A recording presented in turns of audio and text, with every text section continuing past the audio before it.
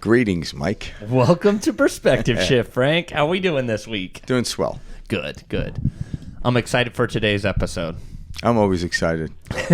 Just when you say the word excited, I get excited. I love it. So today we're actually doing a different type of guest. The gentleman that we're having on today, I actually came across... featuring today. I came across online through some social media app. I believe it was Instagram. I know this guy is pretty big on TikTok. You know that little social media app called Instagram? That little social media app. But Mike discovered it. Right.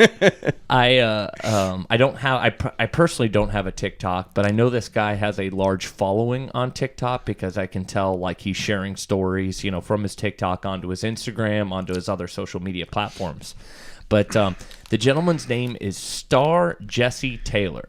I'm assuming it's Jesse Taylor. This is his online handle name. His name is Star Jesse Taylor. Yeah. And we're going to reach out. We're going to try to get Mr. Star Jesse Taylor on this show. Yeah, there doesn't seem to be a whole lot of personal information out there about him yet. He's from Europe. He sounds like he's from Austria. I can't pinpoint the accent. But he speaks English really well. Well, how old is he? He looks like he's in his... I don't know how old it is. He might be in his late 20s or something. No, I think he's more like mid-30s. All right. Would be my guess. We'll figure that out. Yeah. At the end of the day, I brought this guy to Frank and I said, dude, this guy has awesome footage. And it's all short-form content. It's all the 60 seconds, 33 minutes or less, that type of stuff. But the information he's sharing is good information, and he shares it in a very playful and funny way and short form video way. And so I thought this would be a great kind of person for us to highlight and cover on Perspective Shift, because he's out there sharing immense truth, very helpful type of stuff, and he's very raw and uncut, and I really love that. It's just him, that morning he just snaps a video when he first gets out of bed and he's sharing this content with his followers. So it's very real, very raw, and I love that about him. I know that he came to America, with 2 bags, as he says. He literally came here with 2 bags, nothing, no money in his pocket, etc., and has created, this life for himself. It sounds like he had a rough family life growing up from what he had shared. In other videos that I've kind of that he shared, that I've watched, he talked about he came from a dysfunctional family. Again, most of us do. We all have our dysfunctional types of stories and stuff growing up. But it sounds like he had a trauma filled past, as he likes to explain, and he actually talks about how he used to have serious OCD. Debilitating OCD, and how he was able to dig out of these mind patterns. And so now he's got this whole series that he does, on how to help yourself by not using therapy. It's very funny how he has this thing about how therapy is keeping us stuck. And I very much agree and, see what the value in the information he's sharing. So I thought he'd be a good person to cover. Yeah, today. and we got to be careful about therapy because this is therapy as well. Absolutely. So it's just the old way of therapy. So it's not that because it'd be okay, if therapy wasn't needed, he wouldn't need to make these videos. Yep. It's how we look at therapy, old ways of therapy. He does applied action into his thing. So rather than just talking about it, I think we have a video I'm going to put today about addiction to, self-help addiction. And there's something truth about it, because intellectually just talking about, because I'll deal with this with my clients too. They want to get to an intellectual discussion with stuff. And I'm like, well, did you enact this thing and take action on that? And no. I'm like, well, we could talk about pizza all day long, but if you never have eaten the pizza, you haven't applied the understanding of it. Mm-hmm. And a lot of people get caught up in just the intellectual, because it can actually make you feel good. It does. I remember doing that for years, just reading books. Gives you a dopamine hit. Yeah, and because you know the truth, but then if you don't enact the truth, you don't know the truth, you actually believe the truth, but when you actually enact it, you actually know it.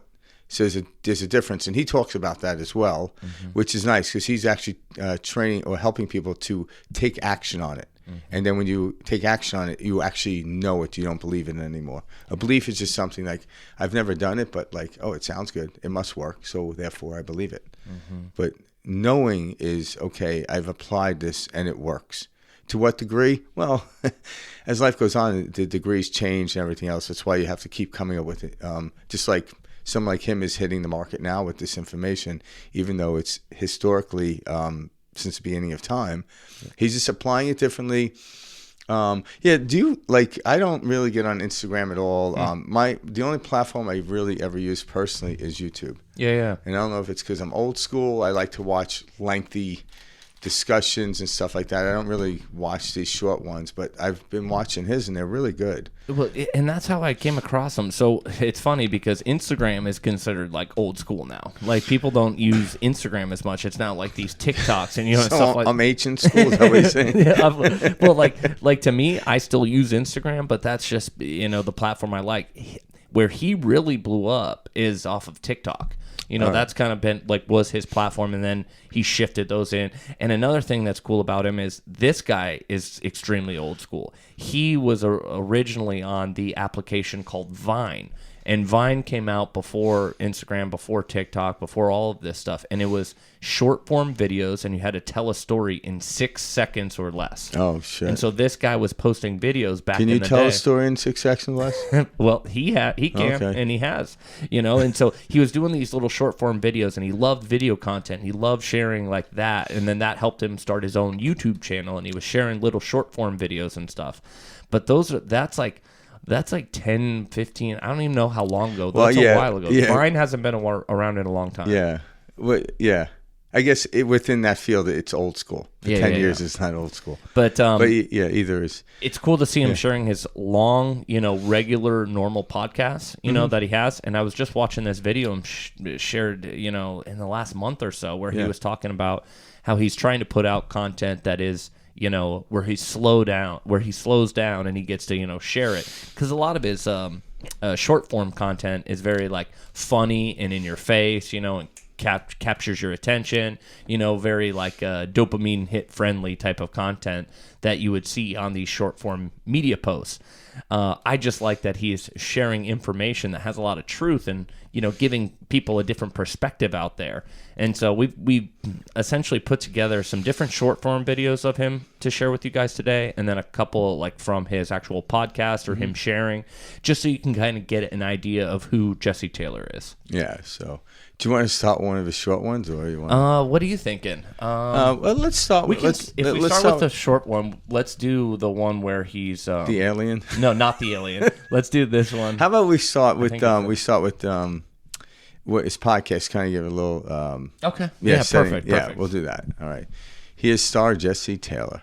If you practice mindfulness diligently, it will not only help you to be more productive, strip you from any overthinking, and make you calmer, it will also destroy depression, anxiety, trauma, OCD, ADHD, BPD, and any old patterns that are not helpful to you. To so many people, this will seem like bold statements, but that's only because practicing mindfulness and focus when you have ADHD or any of those conditions is challenging, and rather than doing any work and recover over months, people rather pop some pills or waste their time with talk therapy, which might give them a condition of relief.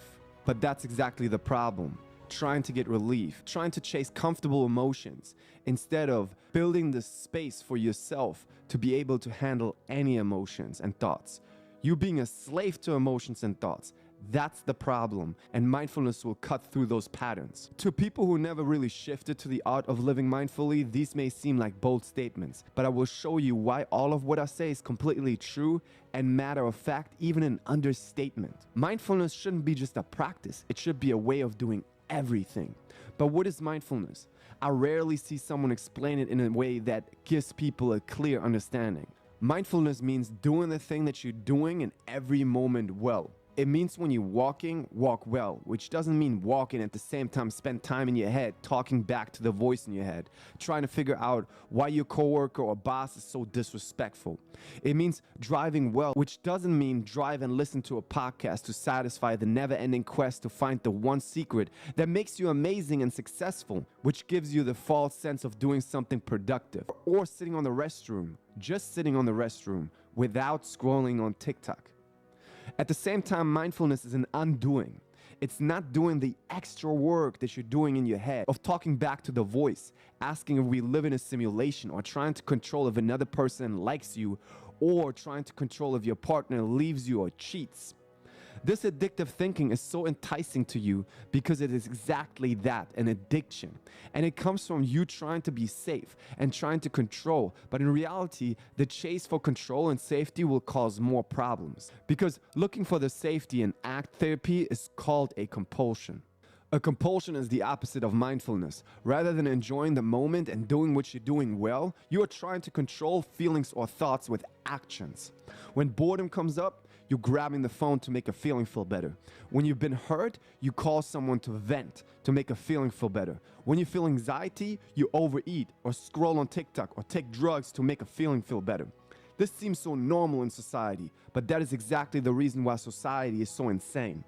Mindfulness is breaking those patterns because the patterns are trying to seduce you and pull you in, but you're okay with the uncomfortable feeling of not reacting to them and bring your brain back to the present moment. It's like when you play a video game where you're racing a car and a character is trying to pull you off the road, but you keep pressing X to stay on track.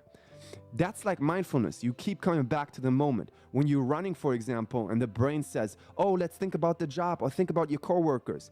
You can talk out loud to your brain and say, no, brain, we're running right now. We're running right now. It will need some strength and focus. But over time, the character loses the grip and lets go. This is the brain who lets go of giving you the old traumatic patterns. When it gives you jealousy and you're trying to stalk on Instagram to see if your boyfriend is cheating on you, that's exactly the compulsion where you're a slave to the brain. Remember, my brain will give me those thoughts because it knows I used to react to them. And if I react to my brain, it has my attention and it can protect me. But now it's on me to show my brain that it's okay. We don't need to spend time debating about those things anymore.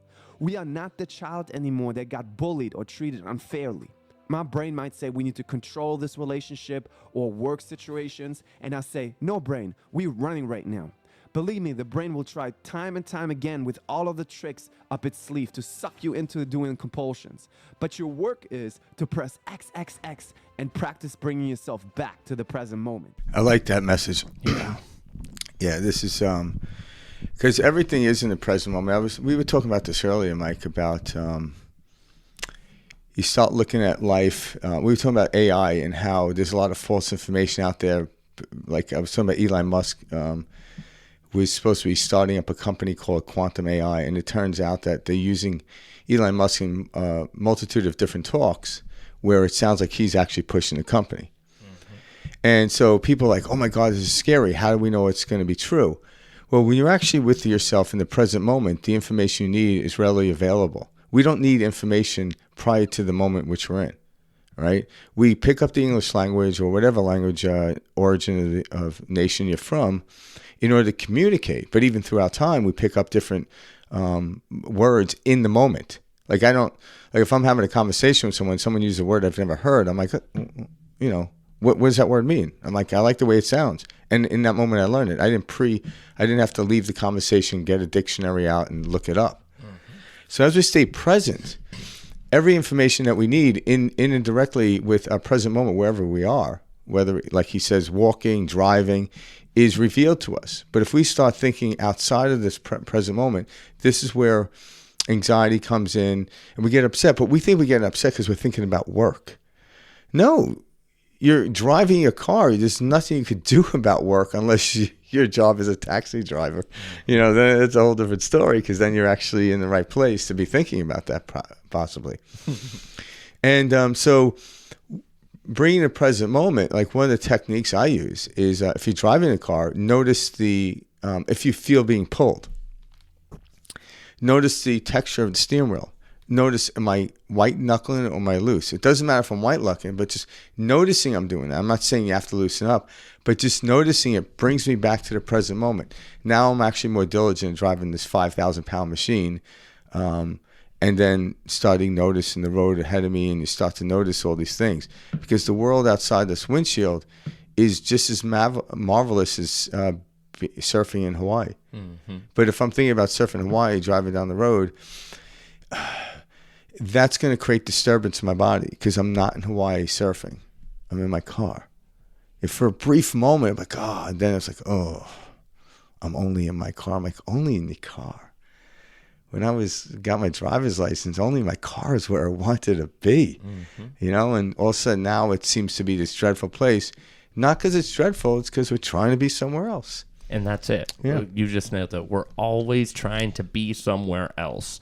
And that's what Jesse does a great job of, a reminder with this clip, is we're constantly chasing something. It's never just okay to be in this given moment, just driving, just walking, just taking a shower, you know, just, enveloped in work, you know, loving what you're doing.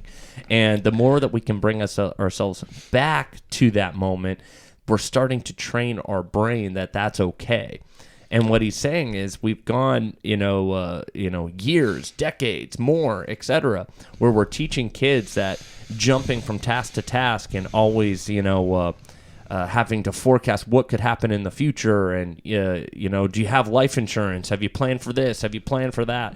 All sorts of things. There is a never-ending cycle. There's a never-ending patterns. You will always be discontent. You will always feel this unsatisfactory feeling because that's what you've trained your body to respond to. You've trained your body to always be what's next, what's going on, after this, where do I have to be in 5 years from now? All this. It's never just, in this moment, right here, right now. Yeah.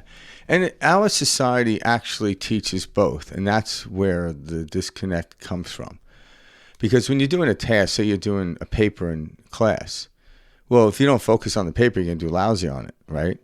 But then you're also told, hey, the end of the semester is coming, worry about your grades. And, so you're taken away. But this is why anyone that gets into certain task-oriented life, such as a martial arts, a sport, playing chess, or any board game, any kid gets lost in a board game because they're there with their friends. That's being present. So when you start to identify what present feels like, because that's how we do it, how it generates. When you step out of the presence, you'll notice the feeling. So right now, when I fall out of presence, which happens all the time, I know what it feels like, and just noticing I'm stepping out of presence brings me back in. He calls it hitting X. Now, I never play video games, but I'm assuming one of the buttons is an X on it. Yeah, it is. All right. So he's saying XXX. So when I notice, like moving forward, yeah, because if he was never drifting off the road, what's the point of the game, right? Like that means it's self-driving. We came here to go into this mixed bag we call the world, in order to get distracted, but to be pulled back. That's part of the game. That's the limitation in which humans are put into. But the limitation isn't necessarily to be broken; it's to understand and utilize to your power. So, yeah, I'm like, anyone could walk on a sidewalk, but who can walk on a tightrope? You got to have a lot of focus to walk on a tightrope. So, and all of a sudden, like, that's why we don't watch people walk on the sidewalk. We watch people walk on a tightrope. And then if they do it across the Grand Canyon, we're all watching. So, the limitation is actually becomes our friend within the physical realm in which we came in Earth. It's not a problem. People think, I'm limited. I'm like, we all are. You wouldn't be able to play a football game unless it was limited to a certain size and rules and regulations. Outside of that, you can do whatever the hell you want, as long as you stay within the confines of the rules. You have a game. So life is a game. And so when you start to notice that you're drifting, just noticing you're drifting is mindfulness unto itself. And then if you do little things like, if you're driving the steering wheel, if you're, I've seen people do tapping techniques. I love the breathing in and out my nose. No one knows I'm doing it, but I start doing it when I start drifting. And then I bring myself back. I'm like, okay, I'm here. I'm in this moment. Just like Mike and I are sitting in front of these mics talking to the universe, because this is being recorded. It's not live.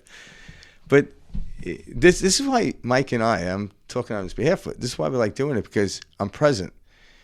Once in a while, I'll drift off, and I'll do a technique where I'll put my fingers together like this, and it brings me back. But when we're here, like, we always like, man, that was good. No, it was good because we felt good. We were present. Focus. And then all of a sudden, shit, I gotta get to the gym. Or whatever. And then I realized, okay, I don't have to go anywhere. Mm-hmm. And so through the intermittent shifting of an act, say driving the car, and then when you get out of it, what Star Jesse was talking about is don't try to get to the next place. The intermittent aspect of shifting is on of itself should be utilized as a present moment awareness. So when I get to work in my car, I'm like, okay, I'm driving. Okay, this is cool. But when I park my car and I'm getting out, don't rush to get out of your car. That is still part of the present moment. It can't be overlooked. This is why I think more car accidents occur about, I think it's like 1.5 miles or 2 miles from your house. Because the closer you get to the house, now you're thinking about, shit, I got to make dinner. Mm-hmm. And all of a sudden, you didn't see the car come into the intersection right outside your neighborhood, and bam, it's because you let go of the present moment. I like that. Yeah. This right here, this technique that he talks about, later on in this video, you guys should go back and watch this because he talks about different techniques about overthinking, anxious, or different attachments that we have. But the thing that I like most about Star Jesse is he's very practical. Like he'll provide practical, very useful ways to overcome these techniques or to overcome these habits or patterns. And I think that's what attracted me most to his content was he was giving, a lot of people will say, oh, surrender, let go, give you techniques or modalities, but they don't explain how. And that's why I like Jesse's stuff is he explains it from a very, very basic level of understanding, which is, hey, this is how. And what it is it's recognizing the pattern of the mind, and it's not getting upset with it, getting more pulled in by it, but becoming neutral, accepting that moment, and then keeping the energy focused on where are you heading, what are you creating, what is the goal. Not getting lost in the constant head chatter, getting lost in the voice talking back to you. Yeah, right when you notice the voice talking back to you, you become present. And so it's almost like utilize that point as I'm doing the work. Mm-hmm. All right. And like Mike said, don't get upset at it. Getting upset is just another field of chatter. Well, and like Jesse would say, you're feeding it. Yeah. Like your body feeds it like, oh, I'm getting a reaction from this person. They must want more of that. Let's give them more of this because they're reacting to it. They're being pulled into it. So it's like you're engaging with the mind now, and the mind loves when you're engaging. So it's like, oh, I must give you more of this. Yeah. And the more and more we talk about this, and me and Mike have been talking about this with different teachers throughout 4 years. 4 years, right? Yeah. Wow, 4 years. And there is tremendous power in this thing called paradox. So trying to let go of something isn't letting go. It's like, how do I let go of something? You don't. You just move on to something else. So in other words, if I want to let go of the past, I just enter the present moment. Mm-hmm. Period. It's simple work. But people trying to work, I'm like, well, how do I let go of that to get to the present moment? Just come to the present moment. What do you mean? I'm like, if you're, what we call that, the monkey bar theory? Whatever. Monkey bar theory. Yeah. If I'm grabbing the bar in front of me, as I grab that, I naturally, without thinking about it, let go in order to keep this momentum moving forward, and then so on and so forth. And that's the concept of the monkey bar is to keep moving along these row of bars in a fluidity moment. And the more rigid you are, the more clunky it is, the more energy it takes, the easier it is to where you'll fall. But the more fluid you are in moving and grabbing and moving and grabbing, you don't focus on letting go. You focus on grabbing the rung that's out there, and you reach out, and in that moment, you're letting go. That's the same. So every time you bring yourself to the present moment, what is that? Like if you're sitting in a doctor's office, you're sitting in a chair. Notice the feel of the chair. Notice the other individuals around you. Don't put like, oh, that person's sick. Don't like create a dialogue. Just notice. Notice if there's wind blowing in your face. There's no judgment there. when you do that, you notice a settlement in your body. It's less exhausted. So the more you are consciously doing this, the more your natural body will do this on its own. That's the part of doing this work. When you do more of the work, like anyone knows, anyone that's ever played any instrument, in the beginning it was very difficult, unless you were Mozart. But as you started playing, all of a sudden now you get to a point where you practice the scales, and now you're playing music, and then all of a sudden one day you're playing for your friends. You don't even know you're playing. You're in it. You just feel it. You're not thinking about it. So you're actually bringing yourself to the present moment, and this is just like that skill. Learning to stay in the present moment will help you get into the present moment quicker and stay there. You know, if you get out of it, who cares? Doesn't matter. That's exactly it. Yeah, I love that. The example, the analogy of playing music is perfect. It's you're training yourself on a skill. You know, anybody can play any instrument. It's just a matter of teaching yourself, taking the time, practicing, etc. Same thing with these skills. So, you know, as Jesse's referring to as mindfulness, you know, in this clip. Let's show a short form video. Okay. In this video, I will teach you better than any therapist how to have a better relationship with your emotions. Contradictory to popular opinion, expressing your emotions is not improving your relationship with your emotion. The reason for that is a simple explanation. I'm going to give you an example. Let's say you're in college and you're supposed to give a presentation, and anxiety is coming up because back in the day when you were in school, high school, you were bullied a lot. So when you did presentations, you were bullied, and now the brain is like, this is going to be the same thing. There's danger coming up. Let me give you more anxiety so you avoid the danger. The important part to understand here is that you're not proactively creating the emotion. The brain is bringing the emotion up.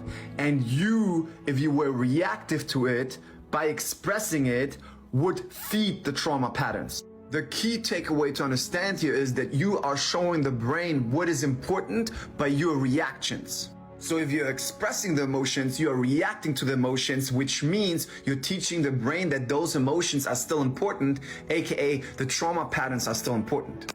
Okay, so to have a healthy relationship with the emotions, we already scratched expressing of the thing. We all grown-ups here, so we know suppressing is not working either. And I don't have to explain that because I only have 3 minutes. Now you're like, oh, if I'm not supposed to suppress the emotions and not supposed to express the emotions, what am I supposed to do?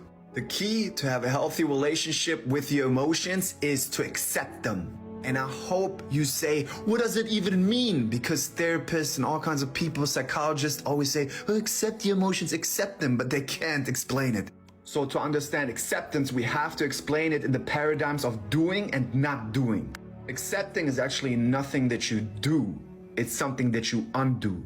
And you are actually really, really good at accepting already because you're accepting things all day.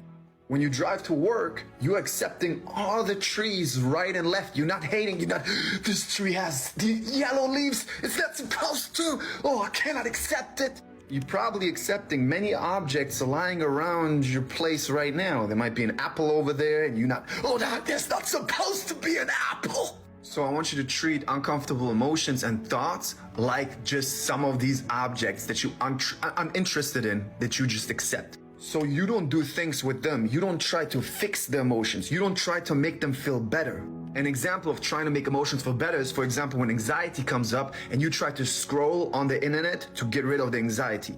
That would be an example of not accepting an emotion, right? Now, to not fix or try to do something with the emotions, you have to be willing to be uncomfortable because they try to pull you in with uncomfortability, if that's a word. It's discomfort, but uncomfortability should be a word. Now that we showed the brain that we don't care about the old pattern anymore, by accepting, we have to show the brain a healthier pattern. Perfect. Yeah. Well said. I like how he applied that, because the one thing I want to let people know too is, like, it's not always said, but I've listened to interviews before with people, but he said this, but I'm just going to add it into here. When you're going to watch a video on TikTok or whatever for the main purpose of distraction, it's different than saying, I want a new workout. I want a recipe.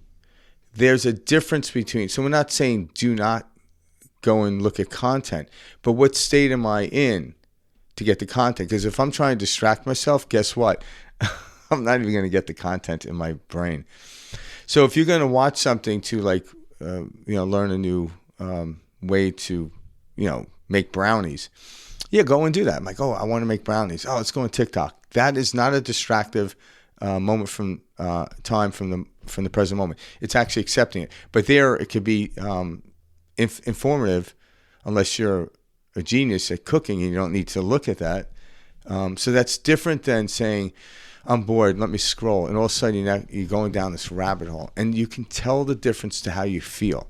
Absolutely. Because if you're watching a TikTok video on how to make brownies, the second it's over, you're cracking your eggs or whatever it is you're doing. You're in the present moment being aware of it. But if you go in there to watch brownies, next thing you know, you're watching some political jargon. It's like, holy shit. And a half hour's gone by. Half hour's gone by. That's a distractive moment. And if that happens, like he used the word accept, I use the word allow. It depends how you look at it, because aspects of it doesn't really matter. It's just how I, define it. Also, when you allow yourself to get distracted, you don't get upset. Because getting upset at getting distracted is just doubling down. It's like shooting one foot and getting pissed, so you shoot the other foot. Exactly. That's exactly what it is. Yeah, it doesn't pay out. Mm-hmm. Yeah. And that's what we do. I like how he said the phrase, it's not about doing something, it's about undoing something, not, not allowing, type of thing. So he says, the thoughts are like objects around you, and that was a good way to look at it, because it's true. Like if you grab onto a thought, or you attach to a thought, or you say, I don't like this thought, I'm trying to get rid of this thought, you're giving your mental energy to the thought, and that is what furthers and continues the pattern. Your brain does not understand you when you say, I don't like this pattern. I don't want to have more of this pattern. Your brain can only understand that you are giving attention to this pattern. Mm-hmm. And so when your brain says, okay, I have your attention, that means you must want more of this. The brain will feed you more of that information in order to maintain and keep your attention. And I love I don't have a clip on it, but one of his other videos that I really liked, when I was telling Frank about this about star Jesse Taylor, is he does a great job about explaining how the mind works in a very, very simple way. And what he says is, he explains that the mind is strictly an algorithm. And he's absolutely right about this. Some people say, it's like you have a supercomputer and you've got to change the patterns or change the old software that you're running on your supercomputer. That's exactly what Jesse Taylor is talking about here, which is our mind is like an algorithm. It's not giving us more of what we want. It's giving us more of what we give our attention to. And so if we give our attention to, I'm not good enough, I'm always feeling like shit, etc., but you're communicating to your brain wrong. You're not telling your brain, I don't want more of these thoughts. You're actually telling your brain the exact opposite. Hey, I'm giving all of my attention to this. Keep giving me this. Keep feeding me more of this. That is the language of that we're misinterpreting. And that's what's keeping us so, out of whack, is we think by judging the feelings and picking the feelings apart and focusing on them constantly, we are making a difference, in a good way, but that is incorrect. The more we focus on a feeling, the more attention we give it, etc., the more we are telling the brain and the algorithm to continue and feed me more of this type of feeling. And that's why when you were just talking a second ago, Frank, and you were explaining, it's when you take your attention simply off of something and put it on something new, now you've really removed the power. Yeah. Now you've really taken away from, what you do not prefer. Yeah, it simply disappears, and that's the work, is what do you want your attention on? When you find yourself going down a rabbit hole to different attention, you got to bring yourself, what do I want my attention on? Well, do something in that area, and that will take all these things away. So when you talk about algorithms were based off of fractals of how the human mind actually works. And anyone out there that doesn't know what an algorithm is, if you go on any type of, whether it's Google, YouTube, Facebook, I think even does it. All of obviously them do. TikTok, whatever videos you watch, you're going to get more of the similar videos. All right. Now, if you like them, that works in your favor. So if I like someone that's highly successful in all areas of life, their algorithm is moving in concert with what they want. Most people are often telling us what we don't want, but think about it this way. I'm going to simplify. Do you ever go to a restaurant and tell the waiter as you open up the menu, I don't want that, I don't want that, I don't want that, I don't want that? The waiter would simply walk away, because what is it that you do want? All right. Now, people say that would be ridiculous, but you literally live your life. And I know this, I used to do this, constantly giving attention to what I didn't want. Like, that person's bothering me. I don't want that. Why am I giving attention to it? Well, if more attention, I can get rid of it. But good luck with that. Mm-hmm. What do you want? I'm like, I want to hang out with people like this. We'll go in that direction. Be that person and watch it happen. So the difference is the algorithm is always within the mind. It's just, what are we feeding it? And everyone knows, like, if you're putting junk food in your mouth, just stop it. How do you stop putting junk food in your mouth? By putting healthy food in your mouth. Easy. Because your mouth is only big enough. I can't put a Twinkie and an apple in at the same time. Mm-hmm. Unless I'm at a food eating contest or something. I shove it in there. But if I'm spending more time eating healthy food, I don't have time to eat junk food. It's easy. It's a lot easier than we think. But we complicate it because we're always focused on the junk food rather than the healthy food in this instance. So what is that you want to focus on in your life? You know, that's where our attention needs to go. And then move in it and act on it. Take action on it. Because action solidifies it in the physical world. The mind, thinking about like having an imaginative thought about starting a business, that's great. But if you don't enact it, it becomes a stillborn. So the virgin thought is the imagination. But until I take it into the physical world, it becomes a stillborn. It's never been born. So you have to have it here in the imagination, and then I have to move forward and act on it. And then as I act on it, I see this series of events unfold based on this one imaginative thought I had about starting a business. And then, like, I'm starting a business to make money. And then you're a business person for many years, and you realize I actually started my business for a spiritual consult for my spiritual practice, but I didn't know it, because if anyone owns a business out there, they realize you better become spiritual quickly, because you're going to rip your employees' heads off if you don't. Because it's a mixed bag, but you wouldn't quit it. Like, if someone told you, I'm like, it sends you down this path and focus and whatever it is you're doing. But if I don't enact it, if I don't spend my energy, more energy doesn't come. I must give in order to receive. So the imagination generates energy, but if I don't give it into the outside world, nothing ever comes from it. Now that's the stillborn metaphor. So I don't want to beat a dead horse here about like the algorithm stuff, but this is keep beating it, because the more we beat it, the better off it is. Well, this is what, how we're operating. So, like, we all have like that family member or friend that's on Facebook that's like really political, right? And they'll see like, it doesn't matter. You're super left, or you're super right, whatever. But with that being said, you'll see these videos and it will be, just totally over the top, like, about the other side, and these people will share this information on Facebook, and oh my God, can you believe the right's doing this, or can you believe these leftists are doing it? Whatever it is, it doesn't matter. But they're each sharing that, and then more and more of that content is coming up on their page, and they're thinking there's more and more of this. But in reality, what's going on is they are sharing this content and they're getting likes or laughs or agreement from their friends or followers, etc., and it's strengthening their view. So it's not more and more information, or there's now more and more of this out there. It's just you are being shown more and more of this. And so this is why, like, it's the same way it works in real life, if you will. Just like the algorithm on Facebook to keep you sucked in. Hey, you're engaging with our platform. We want to show you more and more of this very right information, or this very left information, to keep you engaged. And you're staying engaged even though you're like, I hate this, or can you believe this, or look how ridiculous these people are. And you're saying you're not enjoying that, but you are. You're giving all of your attention to it. And so the algorithm shows you more and more of it. That's exactly that's what Jesse Taylor is saying here. That's how this life works. The more we're saying, oh, I'm such I'm not good enough, I can't do this. What if people judge me? You're telling your brain, hey, I engage with you when I'm telling you more about what I'm unhappy and more about when I'm not good enough. Continue to show me more and more of this.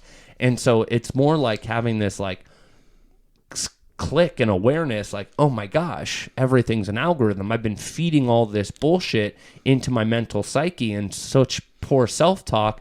Oh my God, no wonder I'm seeing, so much of the things I don't like. It's the algorithm of the mind trying to keep my attention by feeding me more and more of what I'm saying I don't like, because I'm giving that attention to what I don't like. Yeah, and if you say in the present moment, that into itself can be looked at as an algorithm.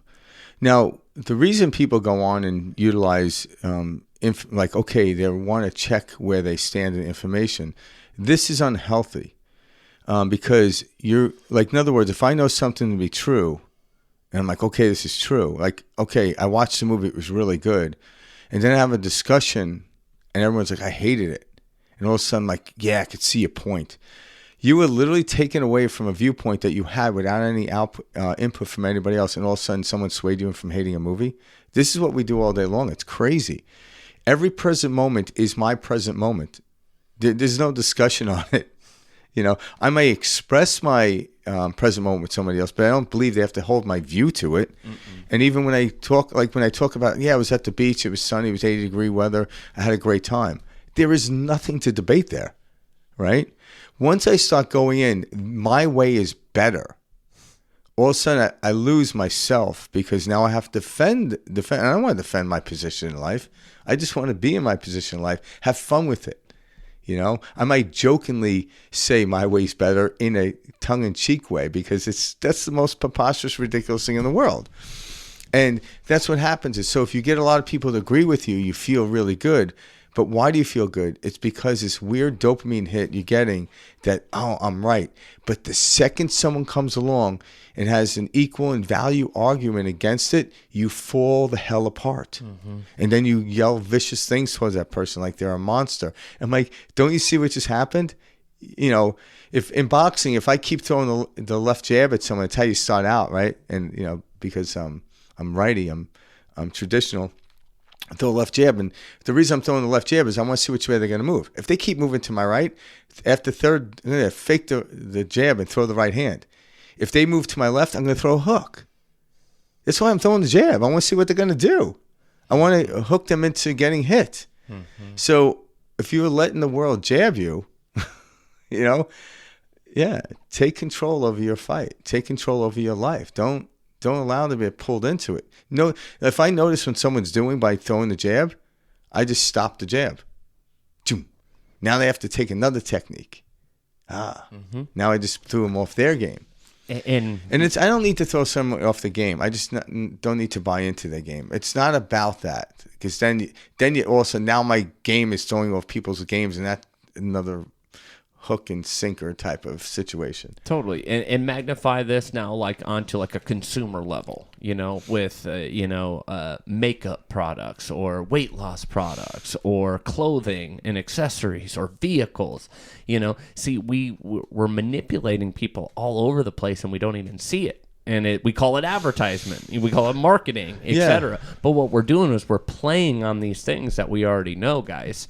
And so it's like waking up to that and becoming aware of, oh, whoa, this is just a pattern. This is just a mind pattern. I don't need to engage with this. How silly. And move. There's so much, you're now more in flow, because it's not like, oh, I need to get upset about this, person that disagrees with my, whatever. No, I don't give any attention to it, because that's not where I'm trying to go. And we've been taught kind of the opposite, hey, we've got to call full attention to this and wrong this and shame this other person and say, hey, this can't be it. All you're doing is strengthening that opposite, strengthening that different view. Yeah. And, again, in our culture, we're told both ways, like, be yourself, but then fit in. Yeah. Right? And there is this dance we play, and there is a correct way to dance, and you'll know what it feels like. And there isn't the correct way to dance. There are multitudes of correct ways of dancing. But when you learn to dance in that, to get into a social setting, such as, if you're a woman and wear makeup and you like the art of putting makeup on, there isn't anything wrong with that. But if you're putting makeup on because I'm worried about what people are going to think of me, that's going to create anxiety. If I'm driving a car and I love the car, it doesn't matter what kind of car it is. I'm like, oh, I love the feel of the car. But if I'm driving the car based off of how I want people to think of me, it has a completely different feel to it. So we're not here to tell you not to wear makeup, not even to have intellectual discussions or what I call debates, because in every debate I have, I don't take my viewpoints. My viewpoints are just my experiences, by the way. That's all they are, mixed in with a little bit of reading, which is part of my experience, and studying history, which is part of my experience, based on what I've heard. But yet, my real experience is my present moments when I actually know something, rather than reading about something from the 1700s, right? And there's nothing wrong with that. So when I end up into discussions, I don't hold my viewpoint as empirical truth. I'm about to learn something. It doesn't mean if someone says something opposite, I just, thank you for your viewpoint, but it doesn't mean I necessarily take it either. I don't want to be a doormat as well. I don't want the wind to blow me everywhere. I have a focus, I have a viewpoint, I'm moving in this direction. And I believe every human being does these things, whether they're on this side of the political arena or that side of the political arena, out of love. But the love is attached to a lower energy called fear. So I don't think there's evilness out there. There are people that like to watch disruption, I guess, But most people like, how can you vote for that person? They're doing it out of love, but it's fear. It's the depth or the thickness of fear that's doing it. Just like a parent is fears when a child gets in a car for the first time and going without them. But it's out of love. But the fear of something might happen is mixed in with that potion of love. So people really want the best for you, but they don't really know what the best for you is. Only you do. And you don't have to argue it. Lovely point. Thank you for offering that. Sometimes they're spot on. Sometimes they're not. You have to discern and decipher when they are and when they're not. That's your game. That's your truth. I said we play one of the video clips of him as an alien. So I love this content. This is the first one you sent me, and I thought it was classic. Well, it's just great, guys, and this is something you can just take a look at this. Yeah, that's it's funny. The beautiful thing about technology and filters, right? Yeah. And social media, right? Yeah, here you go. So you're saying that when people are relaxing and not doing anything, they think they're not productive? Yes, Alien, a lot of people can't relax because they think they're wasting their time and they should be more productive. Funny humans again. Why is that funny, Alien? When humans working, humans think about relaxing. When humans relaxing, humans think about working. That's a great point, Alien. What do you think? Alien advanced being. That's right. So why is that happening? Humans trained brain to not be in the present moment. What has being productive to do with training the brain to be in the present moment? Look, human, if human never trains brain to be doing the thing that he's doing in the present moment, brain is always everywhere else. Brain is worrying about relationships while being at work and worrying about work while being in relationships. You're right. When I'm walking in the park to relax, I always think about all things that I worry about instead of focusing on my walk. Yes, and then brain thinks that's just what we do. We just worry about all kinds of things. So we have to train our brain to be in the present moment. How do we do that? When humans walk, focus on walking. When humans on the restroom, not on phone device. Oh, when humans eating. When humans driving.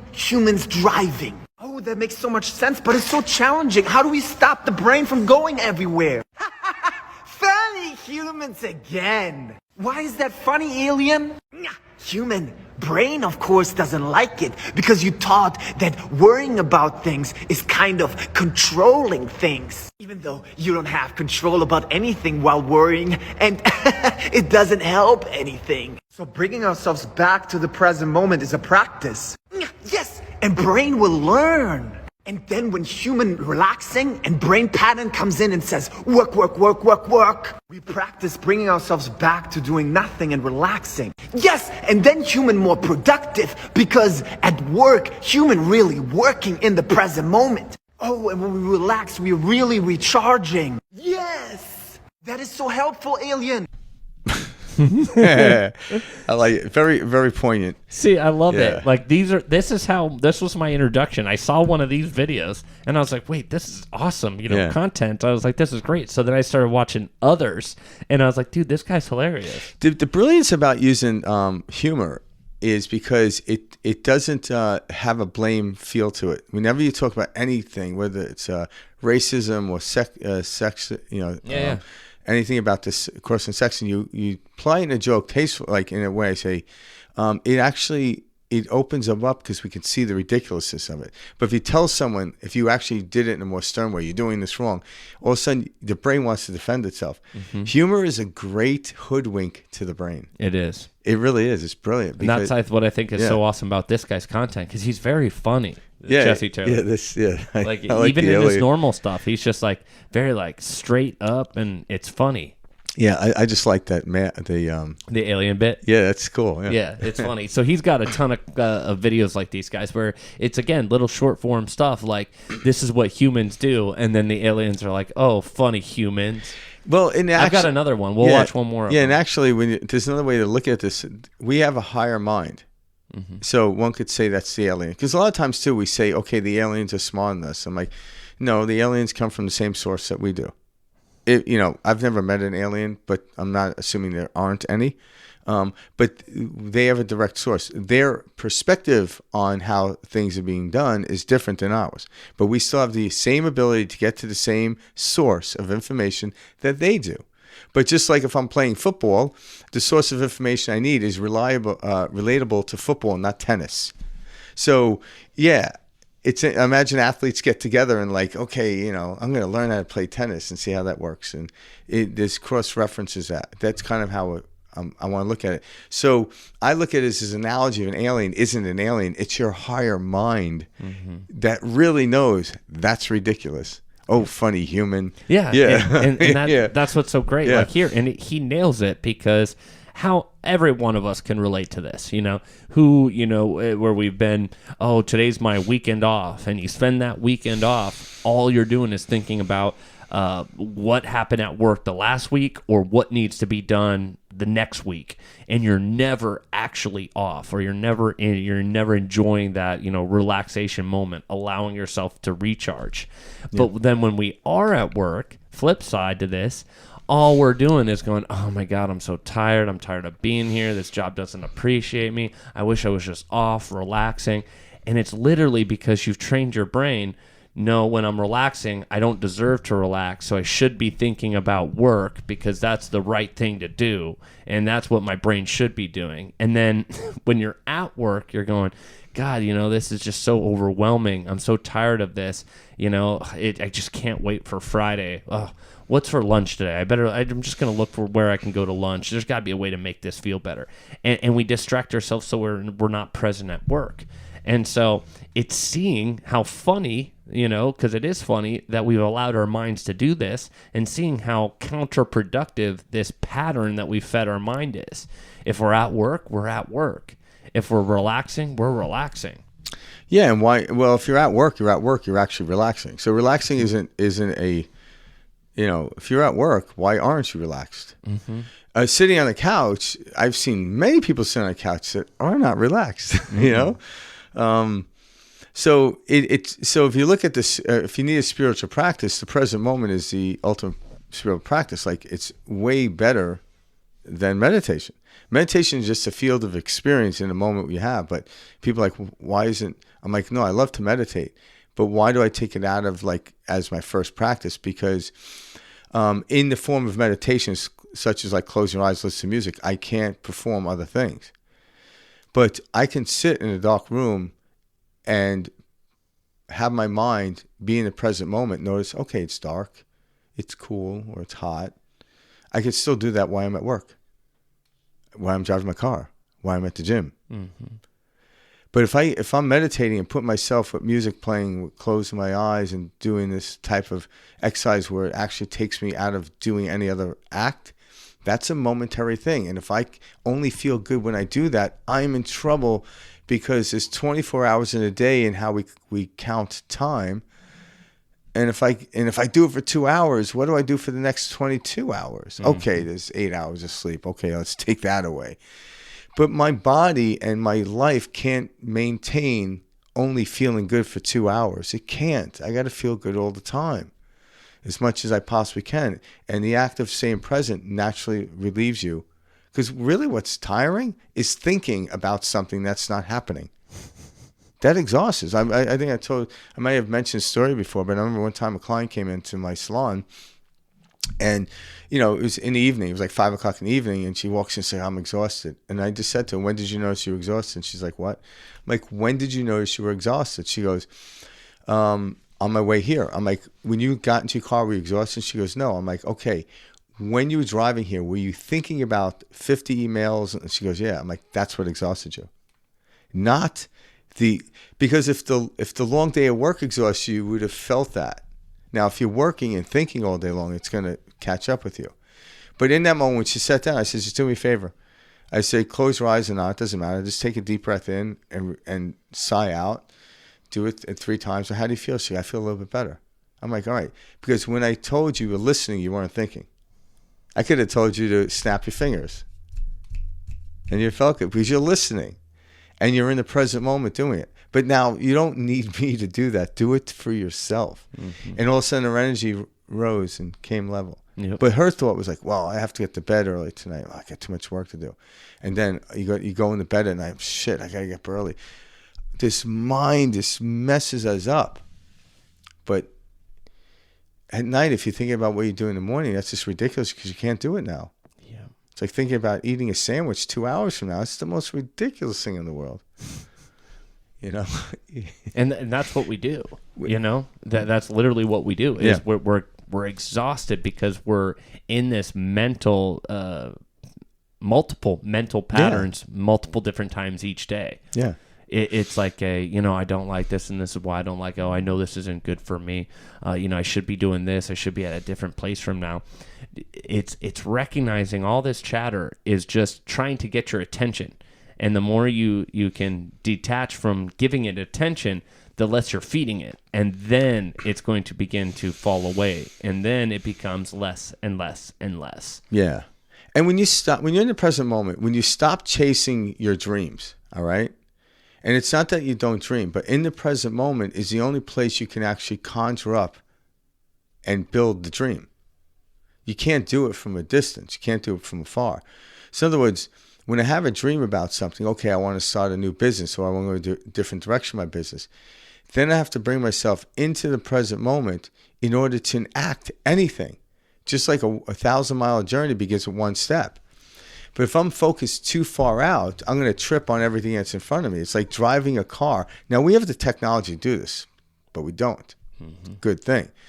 But like say you screen on your car. Say I was driving, say for me, I was going to San Diego, right? And there's some type of camera, say a drone, that is already in San Diego, flying around, looking at different parts of the beach. And while I'm driving, instead of looking at my windshield, I'm looking at San Diego on my monitor in real time, in what we call real time, because it's video live. How far do you think I'm going to get before I get to an accident? No, seriously. So my windshield is my present moment. And if I could see, I don't know what the human eye can see, but just say argument's sake, 500 yards. I could see 500 yards. Well, every time I'm looking at 500 yards, 500 yards, 500 yards, 500 yards, eventually I'll make it to San Diego. And then I'll see the beach. I don't need to see the beach while I'm driving, because that's going to take me out of the present moment. It's not going to get me there. It's going to find me in an accident with an 18-wheeler. Yep. And wonder what happened. Like, well, you were focusing too much. Yes. In order for me to get in the car, I had to see the beach in my mind. Okay, now, how do I get there? This way. Okay, make a right-hand turn. Presently moment. See, that's the whole thing about this reality, is it's such a paradox, the present moment's the only thing that'll get you to where you want to go. Yeah. And, that's it. There is no other way and to get there. Like this balance of, again, it's a very paradoxic, situation, which is, the more you can find this neutral state, that's probably the most simple way to access it, which is, it's not needing anything to be a certain way. It's not it's a very neutral state. Yeah, and it can be a little tricky for the human mind because the human mind is very, very clever. So if you want for nothing, people think, well, if I want from nothing, I'm not going to get anything. I'm like, well, that's impossible because when you were young, you got stuff and you didn't really want it until you start getting older. You start collecting catalogs and looking at stuff. Mm-hmm. You always have gotten something. Like, does anyone walk around, I want oxygen? It just comes and you breathe it. Mm-hmm. Now, throughout time, it's like, okay, it's great to imagine these things, but wanting it is going to put you in the state of wanting. And wanting is a state of anxiety, of not having enough. So if I'm always wanting, that's a state unto itself. You're literally walking down the street, kicking the can as you're trying to pick it up, and it keeps moving further. Where if you say, no, so if I have an imagination in my head and it generates this great feeling, I stay in that feeling. I no longer want a great feeling because I am of essence in the great feeling in the present moment. All of a sudden, an opportunity shows up. A business plan shows up. And I mean shows up, you're enacting it, but in this present moment. Little synchronistic things start to approach and you act on them. Yes, you have to act on it. But almost like a lot of people that are in relationships didn't necessarily want a relationship. They just ended up in one. And those are the most brilliant relationships. People who want relationships end up killing the relationship. Because I want a relationship. Now I got it. Now you must do this for me, and you got to do that. And all of a sudden, it's like, you have to protect the relationship. Damn. You can't lose the relationship. Yeah, and then one of the parties in the relationship are going to feel a little bit of pressure from that. I'm like, no, it's not my job to make you happy. It's your own job. You be happy. You be happy. You remain happy, and it makes it easy for me. Well, I'm going to remain happy. But if you're not happy, I'm still going to remain happy. But I'm not going to hang out with non-happy. Yeah. I'm going to go where happy is. So that's why a lot of relationships. Again, that's the paradox where it's like the person who's like, oh, I'm like, you're the one who kicked the can down the road by just keep moving your feet rather than focusing on the can, so to speak. Mm-hmm. And so wanting for nothing doesn't mean you won't experience. It's quite the opposite. You notice. So as children, we all experience this as children.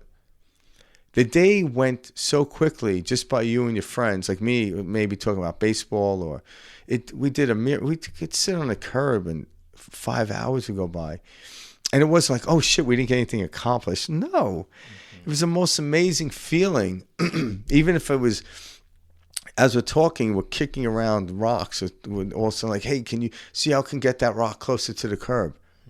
It was the feeling of that present moment. Then all of a sudden, dinner's ready. I'm like, damn. And it wasn't like, hey, we didn't get to do this. We didn't think about that. Mm-hmm. It was this brilliant moment. And all of a sudden, life starts to unfold from there.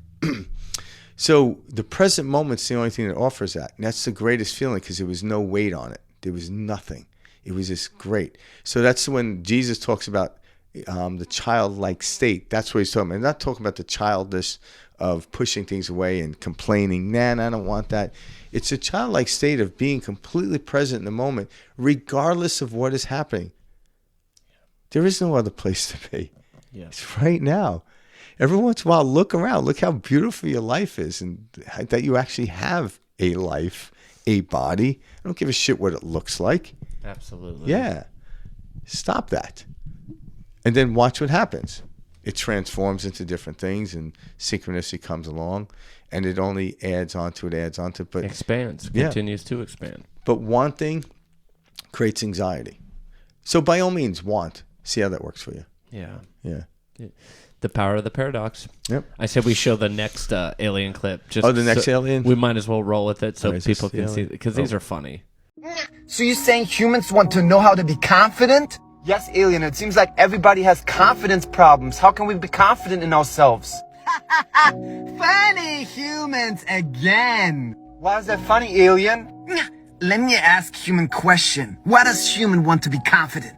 so we can do the project we want to do. We can open our businesses. We can talk to the people we're attracted to. Human has been brainwashed to believe that confidence comes before the action. What do you mean it doesn't come before the action? Human, confidence comes after the action. But we're not doing the action and the things that we want to do because we feel self-doubt. Yes, being confident and trusting yourself doesn't mean to not feel insecure. It means moving forward even though you feel insecure and have doubt. Oh, and this is how we teach our brain that we can trust ourselves by doing the things we value with any emotions or doubts. Yes, human! You know what I like? That the alien's in the driver's seat. Yeah, Ain't that the truth, though? Yeah. And also, right when you said that, the first thing that dropped into my head is like, and that's true, because people are trying to teach confidence. I'm like, you don't teach confidence, you teach skill. All right? So, I'm sure everyone, doesn't matter how old they are, they watch The Karate Kid. And I'm talking about the first one.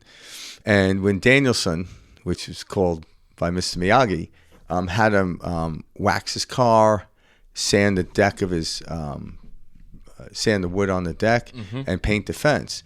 And then there was a frustrating moment for Daniel when he's like, when am I going to learn karate? And he's, oh yeah! And he goes, wax on. And he realized in the moment he was gaining confidence in the skill to have multiple moments of doing that. And he was already learning it. So when you're learning a skill, confidence naturally comes. You don't need to learn confidence or be taught confidence. It's a skill. But the most brilliant part is, like we said, is for the human brain, is to go into an area where you have no skill, but yet go in anyway. And now with the studies in neurology and neural pathways in the neuroscience, they're actually finding this out, that when I step into it, I gain a momentum and a building of a new organism. But if I keep doing the same thing over and over, yes, there could be nuances in there. But every once in a while, I have to step out of it to gain true excitement into something, and that's part of life. We are meant to be beings that are excited about every day, not to just be boring. But what people think is mundane, I now find exciting. I find exciting just sitting there on a park bench, just, staring at, a bird and being one with the bird, or one with the moment, I should say, not one with the bird. But that too. Yeah. And just sitting there without any expectation of what has to happen. As I'm sitting in the park, I'm like, okay, a bird must land next to me. So I can find some meaning in this moment. If a bird comes closer to me, I'm a higher spiritual person. I'm like, no. I'm like, I remember I've had birds flying to my head at the beach because I had a sandwich. I don't think it was a higher being because I had a sandwich.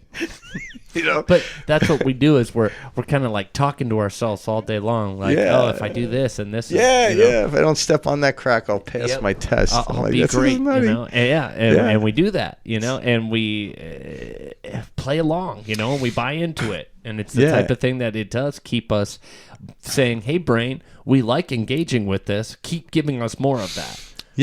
If we were taught how our brain works, if we were taught how this algorithm works, taught how it affects, our body, I think we would live totally different lives, and people would, have totally different conversations, totally interact with social media differently. All of this attention that we're focusing on, I don't like this, this is wrong, I need to fix this in order to right the world. We're actually strengthening the things that we don't like. We're actually giving more life to what we deem as non-preferential or negative. Now, what I've learned over studying this stuff over my lifetime in different various things and people that stand out is most, if not all of them, are self-taught. Yes, people taught them stuff, but then they tried it didn't work. Like this guy, he didn't mention going to university or anything. He didn't mention, but he talks about like how he went to a therapist and it was keeping him stuck. Yeah, so this information came to him through self-teaching. Mm-hmm. So this is why we can never be taught this. Don't you get it? Mm-hmm. That's the paradox. I see what you're saying. You have to experience it. You can't. I could teach you how great pizza tastes, but what good is that? You just eat the damn pizza, but your experience of pizza will be different than mine. It's funny, I keep talking about pizza. I'm not even obsessed with pizza. I don't know why I do that. But honestly, it's a great example. I think most people eat pizza, but everyone can relate to that. I haven't met a person, unless they're like worried about carbs or celiac disease, but they like even it. Then they have tried it. Well, I'm saying they like it, but they just can't eat it. But nonetheless, take and apply all these things, but you already know, your higher self already knows what's geared for you. And as you move forward to it, you'll learn discernment, or a lot of people call it intuition. And then you'll start to see information that doesn't apply. Now, that information might apply to somebody else. I think that's where we get mixed up. In a moment, just like this moment today is Monday, May 20th. So it's May 20th, Monday, and it's 2024. This day will never happen again. Never again. But yet, I'm speaking the truth by saying it's May 20th of 2024, but it's a temporarily truth.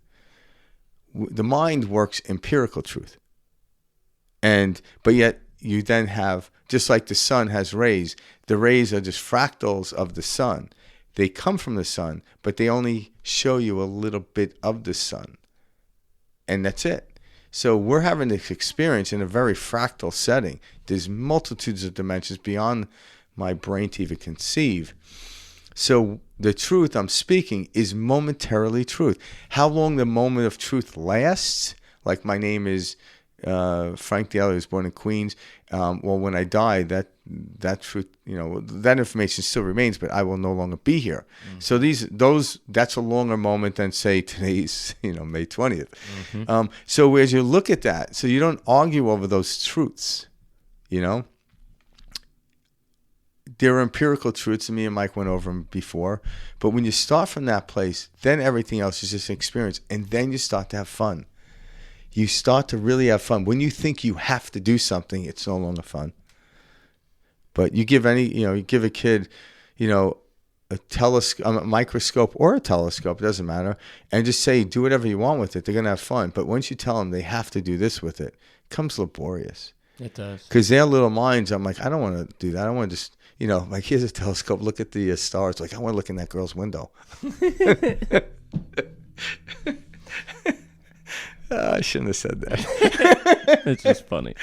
I think it's the type of thing that once you realize how the patterns of the brain work, you can start to catch on to the things that you are doing that are actually not beneficial and not moving in the direction you want to. So it's like this level of awareness. And Frank and I always talk about awareness, on this show.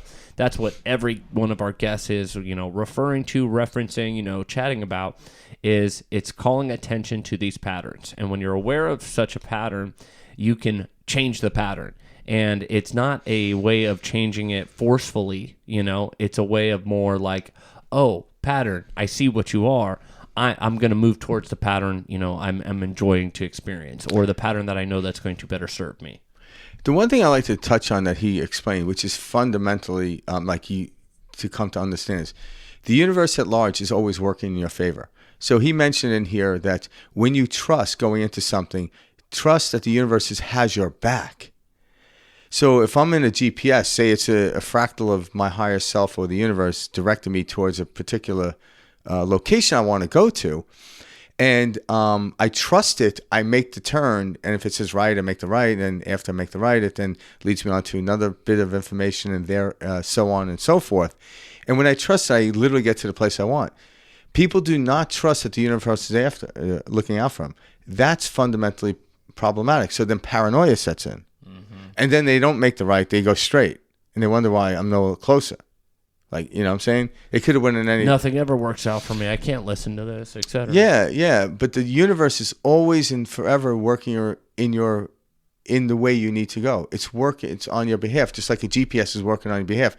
The GPS doesn't really care if you go to the beach or not. But once you tell it where you want to go, it will not stop trying to get you there. Even if you go 500 miles outside of the original directions, it will still recalculate and get you to where you want to go. So it doesn't matter how far you've come in life or how far you've been in life and realize I'm no closer to where I wanted to be, it can still get you there. Just Give it attention. That was the real point of that video. Yeah. Was about trust your higher self. In this case, the higher self is the alien. He has some great videos on trusting yourself too, and learning to love yourself. Because a lot of us, we don't trust ourselves. We have been taught so vigorously by our culture outside of us that we need to be told how to feel. We need to be told what looks good and what doesn't look good. Told what success looks like. Told what health, and wellness look like. We're never allowing ourselves to see. That was a key word. You said look like. Mm-hmm. None of that should have a look. Mm-hmm. It should have a feel, because every healthy person, every like let's say you have 6 billionaires. They're not all gonna look alike, but they're gonna sure feel good. Yep. In the understanding of what I'm talking about. So healthy people that feel good all look differently. So if it's a look, because we get distracted by the one senses of vision, and say that looks healthy, I'm like, health is a feel. It really is. Success is a feel. Mm-hmm. Like, how do I know I'm successful? When I'm just calm and relaxed in that moment of success. Well, in that moment, that's success. And each moment that happens, it's have a different attachment of look to the success. But yet, it's success is a feeling. So it's very difficult, unless they use music, for them to create a vision of what success looks like, but people do it. But a lot of times they're doing it because they're selling the item that you're looking at. That's it. To generate more, because they're in the field of fear of losing and lacking, right? It's very funny. I was just talking with my brother yesterday about AI stuff, and he was saying, dude, this is crazy. Look what this AI can do. You can, tell it this and then say, no, draw more of that. And then it expands on that same photo. And, you're growing this constant photo, but you're getting more and more of what you're trying to do. And he was showing it to me. And I saw this one video, and it was talking about success. And it was like, no, make that person more successful. And it put him in a suit. And then it was more successful. And then it put him with a trophy wife. And then it was no, more successful. And then it had all this money and stuff around it. And then you go more successful and had him living on the street with a garbage bag. But you see what I mean? It's wait, so who's telling this AI what success is? You know? And it's, we are. We are. Yeah. We are. Yeah. People are someone's programmed. I'm like, no. The way algorithms work, the more we feed information, the more it grows. We're feeding so it. I believe, and the way I look at it, is we're going to keep going down this hole. And people, when's it going to end? When you close your laptop and stare at the nature world around us. Yeah. It would go back to the original screen. Yeah. It's the original screen that's all around us. Yeah, you see people Karen and I in the evening, we like to go, there's a park that has a lake around us. It's pretty close. So we like to go for a walk there. And, not everyone. I see less people, but you definitely see the person walking in the park like this. Holding their phone. And, at first I was like, I can't believe that person. But then I realized, okay, now I'm judging. Mm-hmm. So I'm in the same state as they are. Yep. But then when you look around, you notice, the teaming, especially now it's kind of spring, or coming to an end of spring here in Arizona. But you see all these different birds that you wouldn't normally see, kids running around playing. Because the little kids don't have cell phones yet. Mm-mm. And they're just running and screaming. It's this is the greatest series I've ever seen, is going out in nature and just watching it, right? And it doesn't end, by the way. Mm-hmm. It just continues. It's always expanding. Yeah, that's why people love to go camping more now than ever. Why? Because they go camping, the one thing they can rely on is no cell service. It depends how far you get out there, right? They're out in the woods. They're forced to look up at the sky. I'm like, oh my God, the stars feel like they came down on you. Why? Because there's less light pollution out here. Mm-hmm. And all of a sudden, wow. Yeah, it doesn't mean you have to go live in the woods, but giving your attention to the person next to you rather than your phone. Now, hey, I want to show you something. Here's the phone. Go back, boom, boom, put the phone down. Because our attention is immediate. It doesn't mean we don't utilize it as an instrument, but when we get lost in the instrument, that's a little weird. And everybody knows that feeling when you're kind of just whoa, I don't even want to be scrolling, and you can tell you're it's a weird thing. One more. And you're I don't even like this, and it's pulling me back. Or you feel like this, I just want to get my phone out. all this is just an addictive pattern. And it's like, okay, I can see this pattern playing out. Yeah, and when that happens to me, because it does, I laugh. Because then it breaks the pattern up rather than saying, oh, shit, I wasted a half hour last night watching it. Well, now I'm scolded. Like, no, I laugh at it. I'm like, oh, I freaking squirrel. And the attention you're giving now to yourself, to that. Now I'm not worthy. Yeah, exactly. Now I'm going down. I got to show more of this now. This is what's keeping Frank's attention, being not worthy enough, blah, blah, blah. Yeah, but now I put the phone down and I'm in my head. Because before the phone existed, we were always in our head. This is not new. Like, people think, oh, it's because of cell phone. I'm like, no, if you're a certain age, you might think that. But no, like, we were always in our head without cell phones. We always have. Even when I was young, there wasn't even much TV programs compared to now. But I was in my head. I momentarily would You're fall just narrating different types of stuff. I would momentarily, as the older I got, I would momentarily find myself in the moment. Now it's like, okay, I'm in the moment, and I momentarily find myself out of the present moment. And I'm okay with that. So I think it's funny. Some of my funny stories come from that. I know what you mean. Rather than like, oh man, I keep getting distracted. I'm like, hey, I get distracted again. That's the best way. Yeah, it's funny. It's funny. Do we have another clip from him? Yeah, we have this one. I'm going to play this. Let's play this. Yeah, this one is called. Here's our last clip from. I actually like this because there is a little interesting thing about this. But okay. Today we're going to talk about internet craziness. Why people spend their time on the internet. Why people get obsessed with self-help addictions, and how we can solve this problem. I used to be addicted to self-help. I used to listen to spirituality in my car, everywhere I go, spiritual videos, self-help videos, because I thought this would give me the ability to be a better person, to grow more. And I didn't know it was a pattern in itself. So I would be like, oh yeah, I need to listen to Michael Singer. I need to listen to Abraham Hicks. I need to listen to Oprah and the Soul Series and Michael Singer and all of that podcast. And I was like, even in the car, like I was listening everywhere to all these podcasts, audiobooks. And I thought that just by listening to them, I improved myself.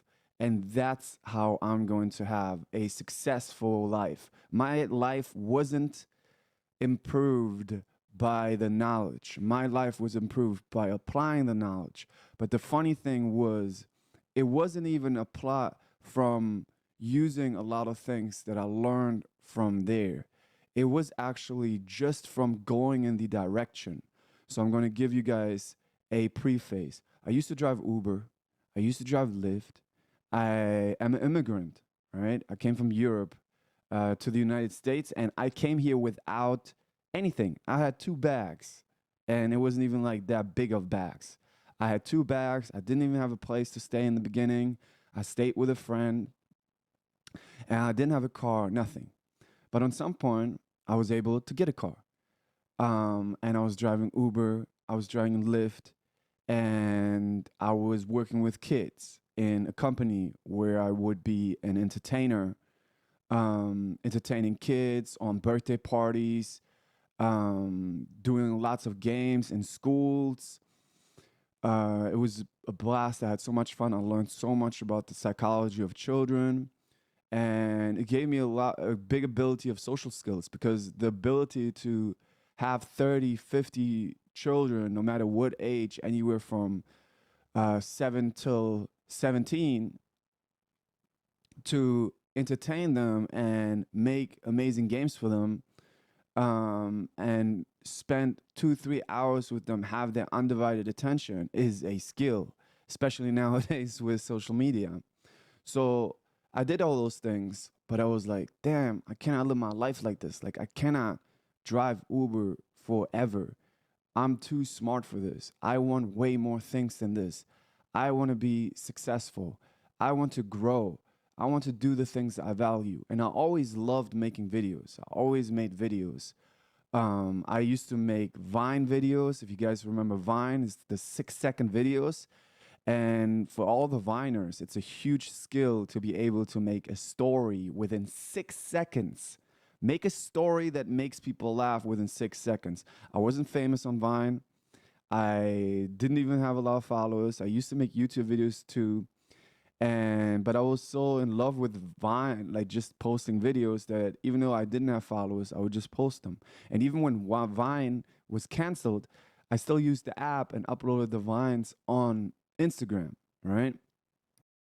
Every day, 5 Arizonans die from opioid overdoses. Maricopa County has. So I was driving Uber, and from time to time, maybe make a video or so. But most of the time, I was just like thinking that I can control things with my thoughts, which is one of the worst things for your own mental health. And I'll tell you why. When you come from trauma, and this is where the story gets interesting. When you come from trauma, which most people do, you are seeking control and safety. You are seeking control and safety, okay? Because you come from uncertainty, all right? And you come from a situation that was lots of times very uncontrollable. You are looking for control and safety. You're almost like upset. You want to have control and safety. You want to know how you can be successful. You want to know how you can get the things that you want to have. And you want to do the things that you want to do. Now, then those teachers come along. Those teachers come along saying, oh, we can give you control. You can control your experience with your thoughts. You can control your experience with astrology. You can control your experience with all these techniques that we give you. And the problem is, it sounds so good. It sounds so fucking good because this is what you were looking for. And this is why so many people get pulled into self-help. And this is the dangerous part of self-help. You want to believe these things and you get excited about it. And the funny thing is, they regurgitating your confirmation bias.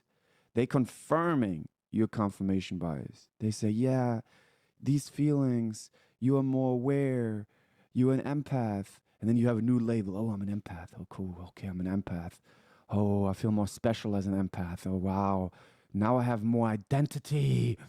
And I know all of this about astrology and the moon. And oh my God, I can do all these things with my thoughts. Oh, I'm going to get all kinds of money with my thoughts and all those things. And the relationships, the soulmates, they're going to just come. I don't have to do anything. And this is fulfilling so many of the trauma addictions because you like don't want to be uncomfortable, right? And it's so easy to say, oh, I can do this with my thoughts. And it's so easy to just watch video after video after video. And guess what the brain does? The brain uses exactly that for compulsions. You read a book, right? Any book. And you apply a little bit. You're like, yes, this is great. Da, da, da, da. But then the brain's like, no, we're not ready yet. We need to heal more to be able to be in relationships. We need to heal more to be successful. That's why we're not successful yet. It should come easy, it says. It should come easy because that's what these teachings says. It's allowing, it's easy, it's effortless, it's flow. It's so fucking ridiculous. It's so fucking ridiculous and such a brainwashing. And there's so many people, fucked up teachers out there. So many fucked up, and I'll look you right in the face. You are fucked up. And some of you don't even know because you're brainwashed yourself, because you get a sense of identity yourself. I'm not going to name names. But all you, I'm an empath, I'm a seer, I can see those things for you. Fuck you. Fuck you. I'm serious. You are hurting so many people's mental health. And I was caught in that. I like this. I actually, you know, it's funny. I didn't even list that whole so clip. Raw. I just freaking, and there's truth to it because I fell into that. You know, we all do. Yeah. So if I'm learning about somebody, like obviously because of the show, I'll take time out. I don't do it when I'm driving anymore because I want to drive. Mm-hmm. But I'll take time out and listen to information just to kind of, and I don't spend a lot of time because I get the gist of it. I want to like we put these videos up. I like watching them raw here and then talking about them. Like I only watched the first couple of minutes of that one, and we were like 7 minutes in. I'm like getting captivated. There is such truth here.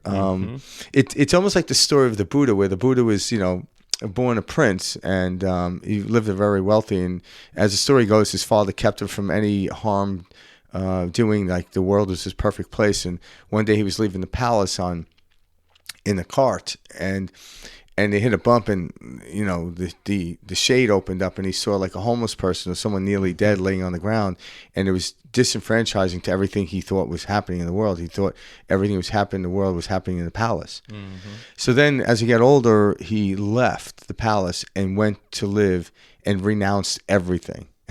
And then he realized this isn't working either. Literally, that's exactly it. So a lot of times when we get into spiritual stuff, we read a book, it makes us feel good. But the truth is, nobody really knows, but our experience will reveal to us where we're at. So it's more of how do I psychologically accept this emotion, this situation, whatever I attach to it, rather than I need to fix it. Because the spiritual, I'm like, oh yeah, I'm going to fix this for you by sitting there meditating on something for all day long. I'm like, no. I'm like, as a child, I had the greatest time. Why? Because I wasn't meditating on what my friend was going to look like when I got to the park. I just ran into my friend, and then I learned to associate through the social settings of the place I was living in, and I learned it. Like, okay, this kid likes doing that. I'll do that. If I don't want it, I'll just move on to something else. I didn't have to go home and get on the Ouija board and like try to find my friend. And all that stuff is somewhat interesting. It could be another permission slip, but in the act of permission slips, one must let go of it to get really what it is you want. And what do we want? Is to be present with the moment. Yep. And I love the way he said that. I'm not going to name names. Go fuck yourself. It was so funny because again, it's just like him calling out, saying, "Hey, get over yourself." Yeah. These different gurus out there saying, "Hey, here's the only one way to do this. This is the tried and proven method. Come buy my stuff." He's calling all that out and saying, "Hey, look, this is total BS. Let's show people how the brain works. Let's show people how the mind works. Let's show people what this instrument is, and then everybody can begin to get their rhythm, get their footing." He says why your self-help addiction is destroying your mental health. It is that you have now replaced one pattern with a new pattern. Yeah. Instead of I don't like myself, I'm not worthy enough, etc.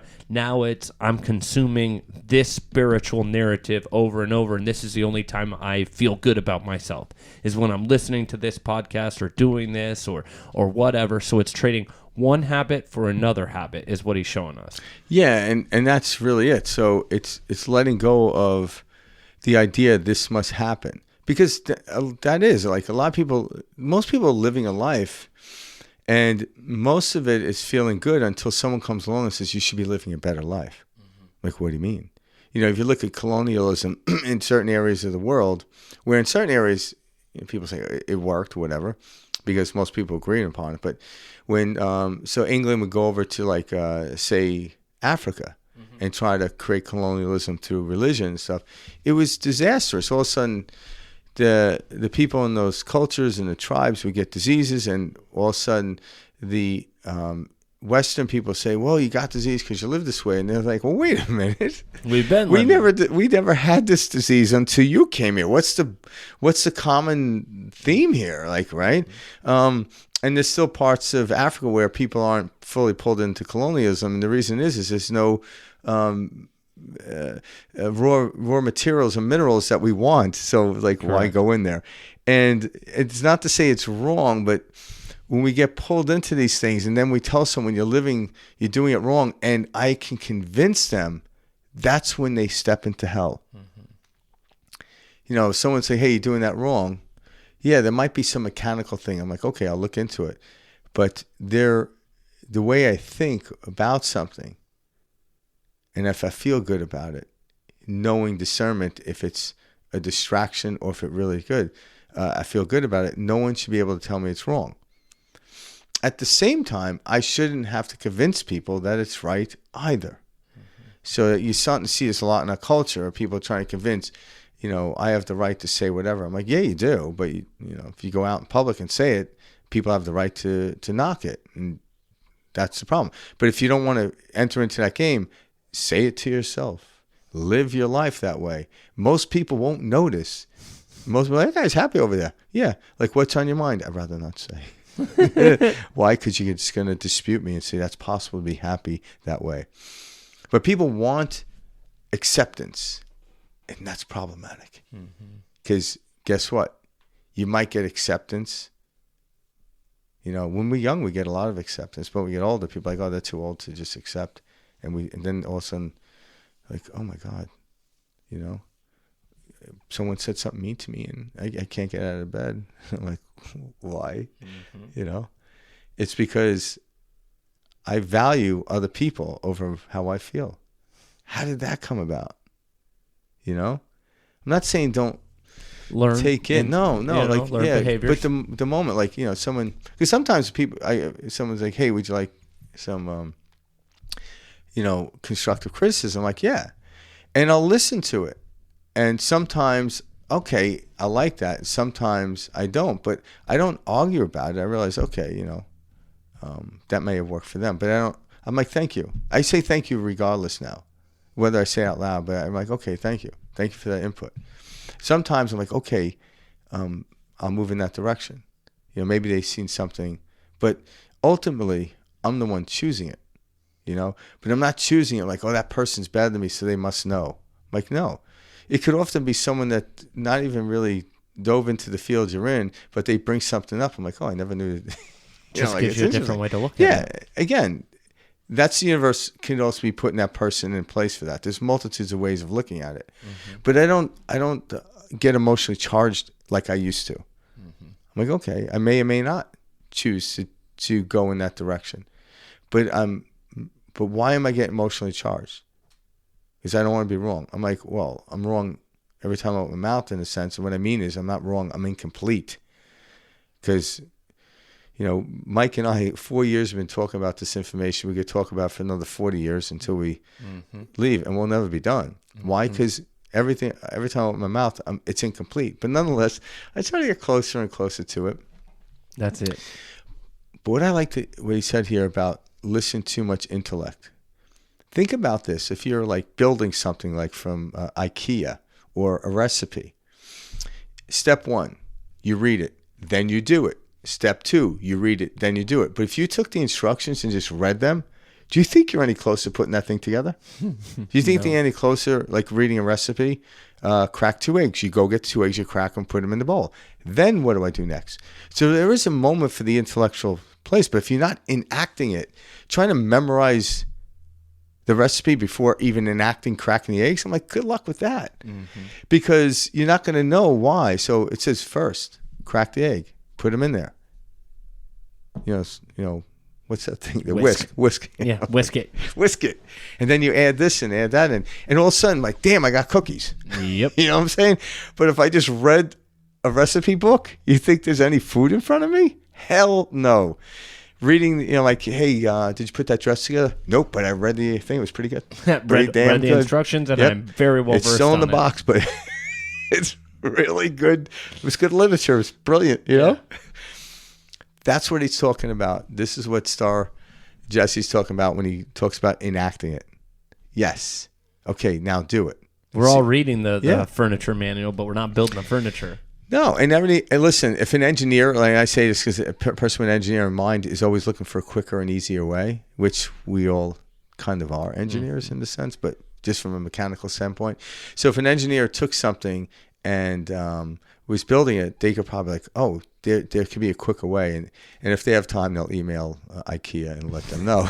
You know, like we could take this step out and replace it with this step, because they're always working. You know, they're always, and anyone that's making a recipe then can make their own recipe. When I was taught how to play chords and music, I made my own song with it.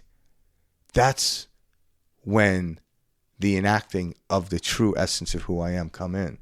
But yeah, there was a skill that had to be taught, like, you know, and then I make, you know, I did something different with it. I'm like, wow. But did I invent the guitar? Did I invent the chord? Hell no. But I used it in a way that no one else has used it. And that's it. And it's infinite ways. It's the brilliance of it. So, yeah.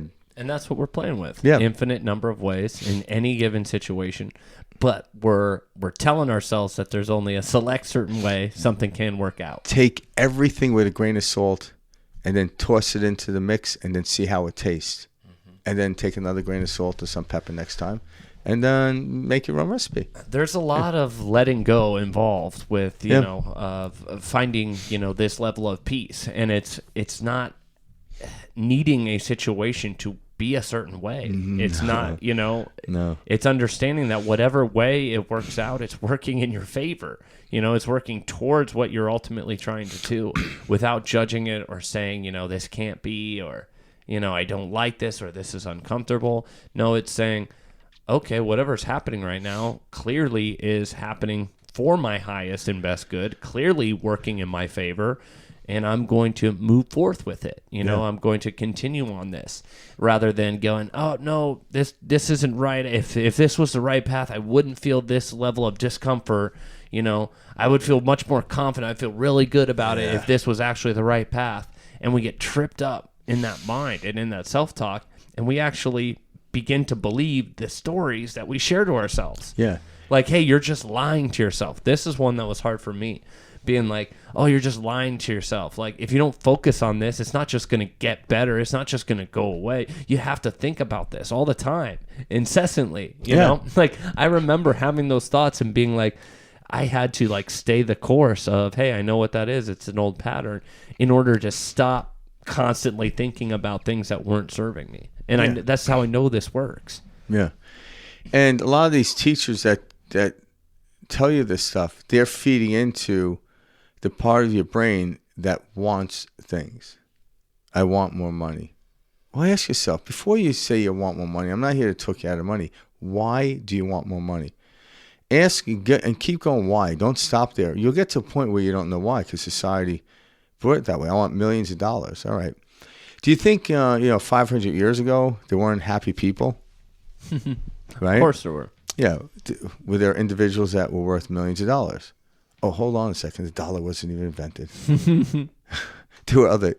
There was gold coin. Don't get me wrong. There was monetary exchange. But the dollar, think about the U.S. government creating the dollar. Like, when was that occurred, right? We stepped off of, I don't think it was called the euro back then, but, whatever it was. Yeah. But you get what I'm saying. So all of a sudden, somebody keeps laying in front of us the tracks of what we should be dreaming about, what our dream should be. You should be this, you should be that. And I'm like, well, wait a minute. My DNA, my genetic makeup is coded in there. And there's a lot of junk on there too, don't get me wrong. But when you stay present, the universe will guide you down a path. You're not going to be sitting on a log collecting dust. Okay. You all of a sudden, one thing led to one thing. One thing led to this. And all of a sudden, at the end of the day, you just got this magnificent story. A lot of our stories, we tell it from when we were kids because we didn't have a goal. Mm-hmm. When we get older, why don't we have a story? Because I didn't reach my goal. And I don't want to tell that story. I'm like, well, tell me about your day. Oh, yeah, you're not going to believe what happened today. I was sitting home and a woman tried to break into my house. I mean, that was a funny one. That was a funny one. I'll tell it for another time. But yeah. And it's like, but, I guess it was kind of funny how I handled it and all that other stuff. But nonetheless, I'm like, that wasn't my goal, but it was very interesting. And now when I tell the story, it's funny because people laugh about it. Mm-hmm. I'll tell it quickly. It was 2 Saturdays ago. I get up early in the morning, about 3 o'clock in the morning. Now, every Friday night, Karen reminds me, do not wake me up because Saturdays are a day to sleep in. Yeah, she usually wakes up at 4:30 in the morning, and then she's like, I could easily sleep to 6. I'm like, okay, And the truth is, I never wake up. I'm like a freaking ninja getting out of bed. I love it. And all of a sudden, I wake up and I get out of bed, and we don't have a clock in our room, so I had no idea what time it was. And I go out in the living room, like, damn, it's only 3 o'clock in the morning. So I jokingly say to myself, well, God wanted me to get up early. Mm-hmm. So I go open up the front door, and then I go over to where the sliding door is to get a cross breeze, and it's still cool out in the morning. Yeah, nice. And then I went outside and I just looked up at the sky just in case there was a spaceship. just in case. You just never know. Like I joke about like God wants me to get up at 3 o'clock in the morning, and right. There's a reason. So I go back on the couch and I just sit there and I'm just kind of quietly just paying attention to our body, just doing a little breathing, just kind of chilling out, listen to some of the noise outside. Then I decided to put on my headphones and I'm listening to, I believe it was Michael Singer. Hell yeah. And he's doing a talk. And then I hear these voices. I'm thinking, oh, they must be come from his audience. And then I see a flashlight coming up my walkway. And I'm like, what the It's 3 a.m. Yeah, like, and my first thought was, what is FedEx doing here this early, right? Yeah. All right, and as it gets closer, the girl is getting louder. And she's a young girl. She looked like she was 23 years old. Yeah. And my storm door was open, but I unlocked it to go out, and I never relocked it. So she gets up and like, Renee. She's screaming, Renee. And she opens my door and proceeds to walk in. And I'm like, get the fuck out of my house. Now, mind you, I held to Karen's wishes. Do not wake me up. So like, get the fuck out of my house, right? And I knew I was in no physical threat. And then there was a guy behind her, and he was trying to like, what are you doing? Like yelling at her. So I realized he wasn't a physical threat either. Yeah. So I was like, what the fuck? Get the fuck out of my house. There's no Renee here or whatever. She my God. Away. So then I realized, I'm like, what just happened is fucked up. It's 3:15, 3:30 in the morning, and these people just try to get in my house. Literally walked into your house. Yeah, so I walk down my walkway, and the car is pulled right in front of my driveway, and she's like pacing back and forth, and he's like, just get in the car. And I'm like, what the fuck are you guys doing? Yeah. I'm like, you realize it's like 3:30 in the morning. The guy's like, sir, I'm sorry. I'm like, sorry's not going to cut it. Yeah. You know, I'm like, we live in a state where people own guns. Yeah. You know what I'm saying? This is Arizona. Yeah. And I'm like, what's the problem? And I could tell, like, my friend Renee, she's in trouble. I'm like, well, if she's in trouble, call the police. Where you coming up to people's house? She lives here. I'm like, no, I can tell you right now, she does not live here. Me and my wife live here. And I told him, like, get this girl. She must have been drunk. She didn't look like, she was on drugs, maybe drunk, but she was worried about a friend. But I told him, like, get your asses home and just do not knock anybody else's door. If not, I'm going to call the police on you guys. And I didn't call the police. They just left. Yeah. So I go back in, and I'm like, that was weird. And I went back to meditating and listened to Michael Singer or whatever. And then I think I went back and laid down in bed. 6:30 rolls around. It was about 5:30. I get back up, and I go down the couch. And Karen gets up, has a coffee, and she goes, thank you for not waking me. You're like, I've got the story for you, babe. Drinking coffee, and she's like, how'd you sleep last night? I'm like, really good. I had a really interesting morning. She's like, what happened? I'm like, yeah, someone walked in the house. Like, what? I'm like, yeah, don't worry, I didn't wake you up. And then I realized I'm being brainwashed by Karen. I'm like, I got to the point where I'm like, get the fuck out of my house. Like, we're all brainwashed by everyone. Yeah, if I was to shoot someone in the middle of the night, I would have to have a silencer on it. Yeah, exactly. I didn't want to, like, not can't wake up my wife. If you wake my wife, I swear to God, I'll kill you. Yeah. That's so funny. Yeah. So that story was not something that I wished for. But yet, now when I tell the story, because it was bizarre to me when I tell the story, it's funny. One of my clients I was telling the story to, it's like, I would never think of someone coming into your house as being a funny joke. I'm like, oh, it's perception. It's how I tell the story. I could have literally said, I cannot believe someone walked in my house. I'm like, oh my God. No, to me, it was bizarre enough to spin it into something funny, because there was no threat to me at all. I can sense it was just a misunderstanding, and it's not like the neighborhood's going down. Totally. Yeah. But yeah, you knew. And this is the same thing, when a kid falls, and it's like how you run over to the kid. Are you running over screaming, oh my God, Billy, are you okay? Yeah. Billy, watch out, you're bleeding. Or are you running over saying, hey, everything's good, get up, let's go. Yep. Two totally different reactions and two totally different ways that child is going to bake an experience. Oh, when I fall or I feel pain, I need to stress, I need to worry, or when I fall and I feel pain, hey, okay, something happened. It was an experience. I'm okay. I'm going to keep moving forward. So, again, you see all of this and the way it plays into our psychology and just everything. And, and we're carrying a lot of our bad habits, our bad programs that our parents gave to us. Unknowingly, they blindly, unknowingly pass these trauma patterns onto us, or we pick them up from friends. It's not just family; we pick them up in relationships. We pick them up just within ourselves and our experience. Just by being alive, the physical body is going to experience trauma. it's how we convert the trauma into something good, not get rid of it. Like he talks about that. It's like, it's not getting rid of it. How do I be okay with trauma? Exactly. How do I accept trauma? By accepting trauma, you transmute it into something brilliant. You know, we see women that are traumatically in a lot of areas, and it doesn't matter, I just chose women, but they'll write books about it, and they transform a whole generation of other women through their trauma. Yeah. Rather than saying, oh, poor me, we have, no, you're starting to see this upheaval of powerful understanding, you know, through that ought not to stop you from living a great life. That's how you transmute trauma. You don't say it didn't happen. That's ignoring it. And you don't sit there and talk about your whole life and get stuck in it. You say, okay, that'll hold you down. What can I do with the trauma? You know, like me, what can I do with this story? I told a funny story. I made people laugh by someone breaking into my house. Literally. Yeah. And I enjoy that. That's my shtick. It's not everybody's shtick, but that's what I like to do. Yeah.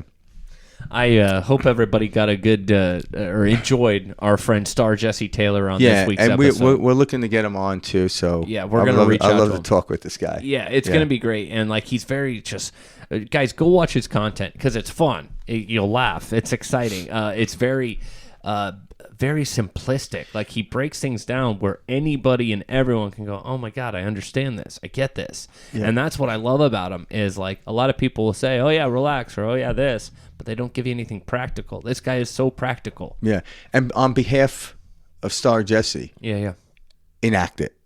Yeah. Don't just listen to him. Do it. Like, again, read the first line in the recipe, then enact it. Go to the second line. Don't read the whole book and then do it.